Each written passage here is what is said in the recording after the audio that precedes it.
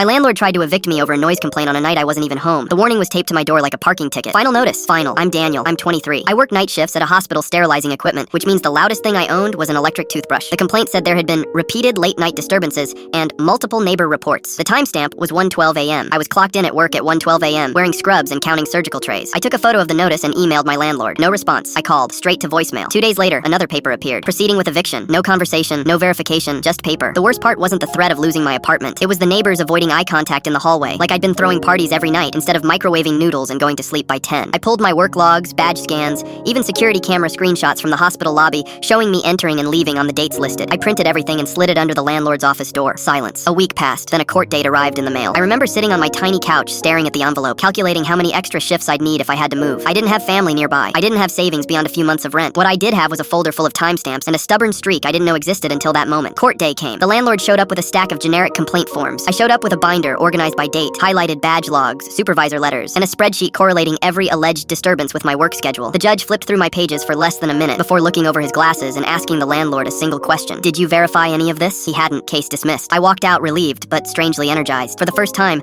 I realized documentation was power. Proof was power. That night, I went home and updated my resume. I'd been taking online classes in health information management between shifts, mostly because I liked organizing data. Now it felt less like a hobby and more like a direction. Over the next year, I earned a certification, then applied for an internal transfer at the hospital into compliance and records auditing. It came with a small raise and a desk instead of a supply closet. I learned how systems worked, how small errors became big problems, how the right paper at the right time could change outcomes. 2 years later, I was leading a tiny audit team. 3 years later, I moved to a larger healthcare network with better pay and actual windows. I kept living simply. Same secondhand furniture, same habit of saving receipts and scanning documents. The apartment I almost lost became a story I told myself whenever I felt behind. Then one afternoon, an email popped up from a property management company asking if I'd consider consulting on their tenant dispute processes. They'd found my name through a mutual contact at the hospital. I took the meeting out of curiosity. They described chaos, lost forms, inconsistent notices, avoidable lawsuits. I described folders, timestamps, verification steps. They offered a short contract. That contract led to another, then another. Within a year, I was consulting part-time for 3 different firms, helping them fix the exact kind of mess that once nearly cost me my home. The irony wasn't lost on me. Last winter, I signed papers for a small condo. Nothing flashy, just solid walls, good insulation, and a mailbox with my name printed correctly. On move-in day, I stood in the empty living room, listening to the quiet I'd always had, the quiet that almost got me evicted. My phone buzzed with a message from an unknown number. It was my old landlord. He wrote that he'd heard I worked in compliance now,